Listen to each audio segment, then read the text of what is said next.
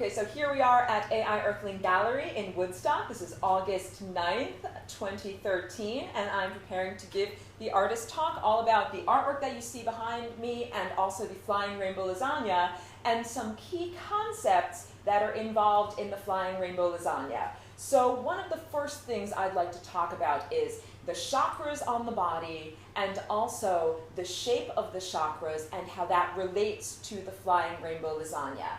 Because I have described, if you are new to the concept of the flying rainbow lasagna, I know I have described it to many people quite often as an interdimensional portal shape that blends the inner reality. When I say inner with air quotes, it is formerly what has been described as the inner reality of mind, perception, emotion, intellect, all of the non-physical portions of self versus the outer reality, outer meaning the reality of seemingly hard-edged objects that we see when we look around with our five senses. And this duality, this dualism, has been part of human culture for a very long time, and it is a necessary stage of development that one goes through. It is mirroring or an analogy of the stages of development that life and consciousness went through in order to become a multicellular organism. So the first thing is this little exposition of the idea of inner versus outer. That at first there was the primordial soup. There were amino acids and chemicals all together in a big giant swirl without any delineation. And you could also say that is like cosmic consciousness, universal consciousness, undifferentiated, non-individualized consciousness. And with the creation of the cell membrane, what happened was a creation of the inner world, the inner cellular world versus the extracellular world. And this is coincident with the human experience of growing an ego. That when you're a tiny infant, you're a little child, you are connected to universal consciousness, and as you grow a mind that is defined as the human mind. We're talking about the level of yellow at the solar plexus. This is the conscious intellect. You're a little child, you begin to learn how to be verbal, you begin to learn to understand thoughts, you begin to learn to understand time and sequence, as in before, now, and soon to be. All of this type of mind begins to take you out of that blissful and oceanic state, and there's a differentiation between the inside and me, who I identify as me, quote unquote, and the outside. And usually the differentiation is made by the five senses. If I touch something and I can feel it, then I know that it is me. If I touch something and I don't feel it, then I know I'm touching a pillow or, a bed or something that's not me. This is the earliest part of the journey, the differentiation between self and not self. And right now, as a planet and as a culture, humanity is reaching the next stage of development, where although one may recognize individuation, it's just technical difficulties there, just keeping on going with my recording, hope it's coming out. One may recognize individuation as in, I am a corporeal being and I'm separate from a different corporeal being that is there. We begin to recognize the interaction of these two individual beings on a higher level of connection, creating a much larger organism. This larger organism, let me grab this painting.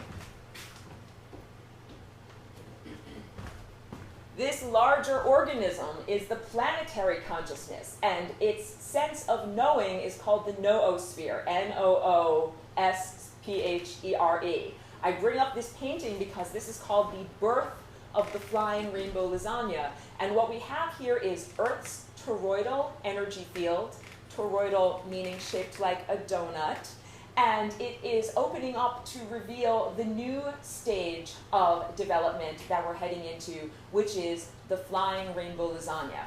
That basically, any place where you have a donut or a torus, you can morph it into a flying rainbow lasagna by adding another dimension. Okay, so what does that mean? Just grabbing my different props that I can talk about here. What does that mean, to add another dimension? Well, if I am talking about a flat piece of paper. That is two-dimensional. Well, we'll go through all the dimensions, starting with the 0th dimension. 0 dimensions because it does not require any information to describe where a point is. It is the singularity. It is the presence of all information. It is the presence of every single possible possibility. It is the dot of everything, the dot that contained everything before the Big Bang, as it is described by science. That's the 0 dimension. The first dimension would be a line. If you imagine that it now requires one piece of information to say where is a point on that particular line. And the way that 0th dimension jumped into a line and became a first dimension was that the consciousness that was everything had to have the thought of, what happens if there's something that's not me? Because the singularity is the presence of everything. It is the presence of all consciousness and all possibilities. That consciousness would have to have the thought of, but what if there's a part of me that is not here, that is over there? And as soon as that little particle became another particle somewhere else, we could draw a line between these 2 points and we could create the first dimension. That was the key leap. That was what I call the little ant moment, the moment of having this breakthrough. Because once you create one line, well, then you can create many lines and just stack them up next to one another, and then what you get is a plane. And if you take many planes and you stack up many planes on top of each other, then you get a cube. And that is the 3rd dimension. That is the dimension that most inhabitants of Earth in the corporeal form are most familiar with, the 3rd dimension. It's the room that we're sitting in right now. But it must be understood and recognized that the room that you're sitting in right now also has time. That is the next highest dimension. So all of this in order to explain and describe what I mean by adding another dimension. When you add another dimension, you also gain an additional degree of freedom. And what does this mean? If you were a little ant and you had to walk across my hand, it would take a long time to get all the way from here to here, right? But if you gained another dimension, meaning now you could get into the 3rd dimension, which is off the surface of the paper, all of a sudden you could fly directly there, or you could fold that piece of paper and your trip would be very short. This is one example of how gaining another dimension means gaining an additional degree of freedom. And I have spoken earlier about how the flying rainbow lasagna represents a hyperspace portal that is created when one gains another dimension from the present reality, which is based upon the toroidal or donut-shaped energy field, right? Remember I just showed you this?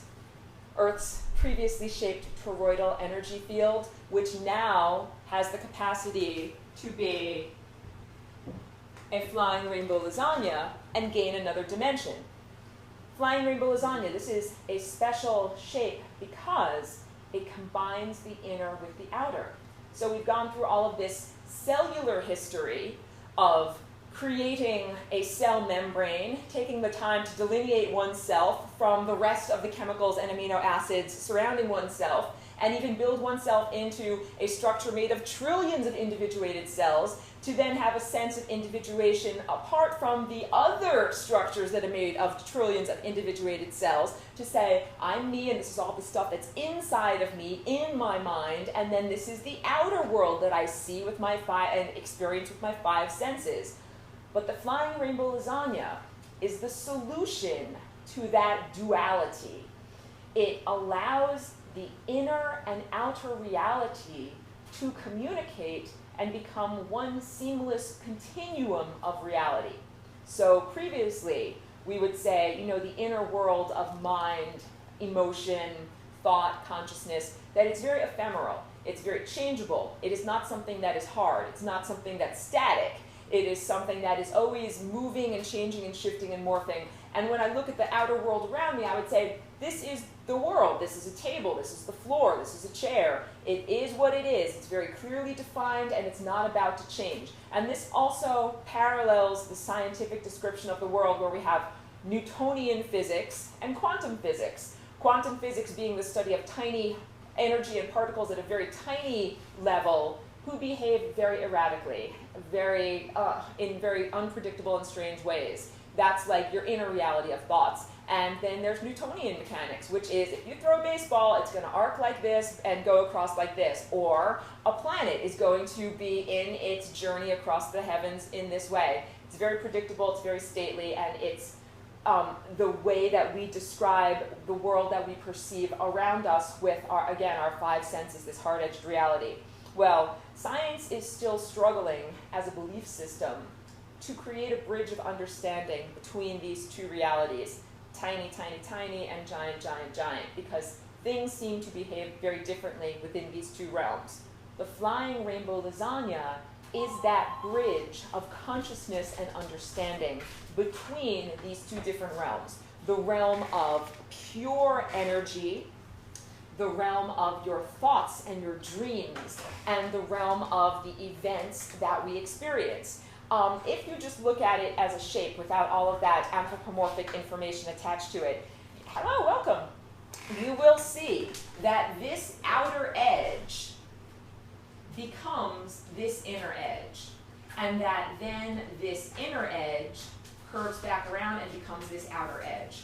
This is very important, this is very significant. This is the little ant. If you were a little ant and you were crawling on the surface of this sculpture, the reality of your experience would be, I'm a little ant, I'm crawling along, without necessarily knowing that half the time you were crawling on the external surface of this world, and half the time you were crawling on the internal surface of this world. This is the blending of your inner reality and your exterior reality. I teach an online course all about this information. It's called Lessons for Full Spectrum Humans, and it takes the experiencer, the participant, through a journey of understanding, basically starting with the chakras. This painting here, this is called Ascension 2012. Actually, before I get into Ascension 2012, I'm going to pause and I'm going to make sure that the recording is working properly.